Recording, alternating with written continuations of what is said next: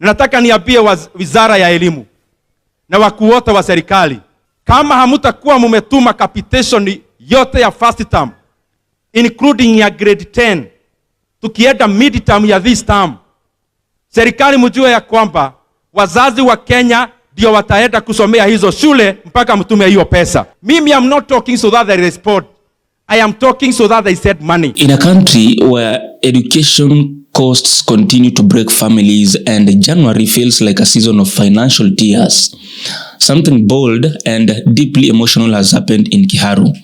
Ndindi Nyoro has announced that secondary school fees in his constituency will now be only 500 shillings, 500 Kenyan shillings, not 10,000, not 5,000, not even 3,000, just 500. Kiharu Masomo Bora 2026 edition, which we have launched today.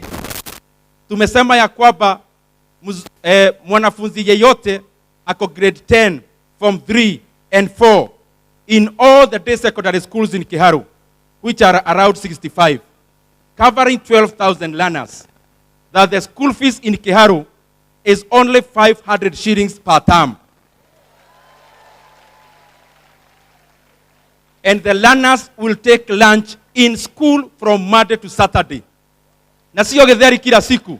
Tuna mix kamchele na kagitheri kidogo wasisahau. And the last Friday of the month in Kiharu, wanafunzi wataendelea kukula chapati, tunyoroki ya maneno vile inafaa. Tumeweka 10 million shillings of buying revision books for our day secondary schools.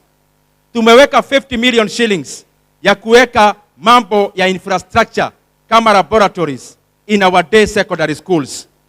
Tumeweka pia mambo ya motivation, the best improved teacher in every sub-county per subject. Tunawapeleka Mombasa for a week at motivation. And in the schools that are the best and the most improved in Kiharu, tunaweka principals wao, what we have been doing. Tunawapeleka Dubai for a week, wote 12, na wale wameenda Dubai last year, tunawapeleka Malaysia. I know that you know 500 shillings here in Kenya. But now, this decision is shaking Kenya's political ground and touching the hearts of thousands of parents who have struggled year after year to keep their children in school. Hii mambo ya national school sasa itabidi tuambiane ukweli sisi sote. There is a lot of hypocrisy na Rigathi Gachagua akizungumza anaitwa mkabila. Haiwezekani wabunge wa Mount Kenya kazi yao ni kutengeneza mashule. Ndindi Nyoro Kiharu halali anatengeneza mashule throughout. Kule Kikuyu hata Kimani Ichung'wa anatengeneza mashule huko. Hata pesa nyingi sana anarusha alliance ili iendelee kuwa national school iko na resources. Kule Mang'u, mbuga Koiburi ni kurusha pesa Mang'u na kuingine secondary schools za Mount Kenya. Hapo Northeastern wabunge wenu kazi yenu ni kupewa pesa wakiteremsha isiri kununua majumba na mashamba.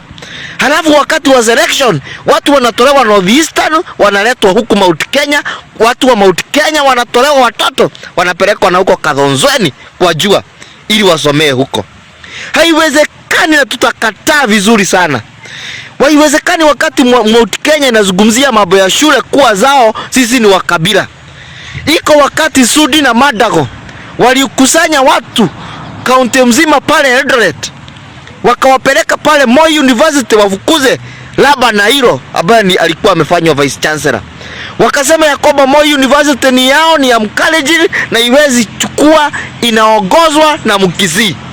Lakini hapa Mount Kenya tukisema ya kwamba alliance na Mang'u ni za Mount Kenya, mnaleta shida sana, sisi ni wakabila. Lakini nyinyi mkisema ni zenu hatuleti shida. Sasa tuwezi fanya hivyo. Mount Kenya inatoa taxes kubwa sana.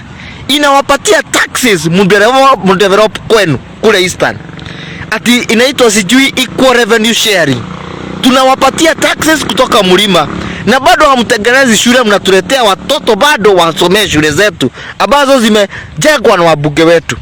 Haitawezekana. For years, many parents have sold livestock, taken bank loans, begged relatives for help, and others even watched helplessly as the children dropped out of school because education was becoming too expensive. But now, while others are talking politics, Ndindi Nyoro has chosen a different path. And my proposal is that we should not postpone We must not make basic education a campaign tool anymore. We have the capacity to make it totally free. Not next year, actually next term. It is possible. Na ya mwisho, I continue to kushukuru wa Kenya wote. Serikali walikuwa wamejipanga kuongeza school fees last year. Tukawaambia haiwezekani. Wakafikiria ni mchezo. Na tukawaambia haiwezekani na tukaongea kwa sauti ya juu. Na wakatoa circular ya kujaribu kuhepa hiyo maneno. But even the money they sent in our learning institutions can only barely cover the debts of the year 2025. The 26 billion they sent, if you deduct the debts of over 22.5 billion Kenya shillings, the remainder of 3.5 billion is only 109 shillings per annum in the first term. Now, Mimi, I'm not talking so that they respond. I am talking so that they send money. Despite facing criticism, insults, political attacks, and attempts to destroy his reputation, he has stood firm and focused on what truly matters. That is the future of the children in his constituency. Wamesema all day schools in Kiharu per term 500. Good for him. Masomo bora. Very good. Sio ni poa. Kwa nini mabuga mengine hawafanyi hivyo? Sinategemea vile mtu amepanga. Many schools, unajua different parts of the country have different needs. Many MPs, unajua mashule haziko sawa. Many MPs ile cheko anapelekanga kwa shule akipeleka 1 million. Unajua the biggest need kwa shule inakuanga nini? Despite infrastructure, kulipa walimu. Kuna regions ambaye walimu kwa shule 90, 80, 100% are on TSC, meaning they don't have any other extra cost, so they can use part of that money to do things such as those. Yet there are regions where in every school the average TSC versus wale wanaitwanga PTA, parent sponsored teachers, ni 50-50. So nusu ya hiyo pesa yao inaishi hapo. It is inequality you are talking about in Kenya. Si ati MP ni mafala, utafanya nini? Na MP hawezi atika walimu.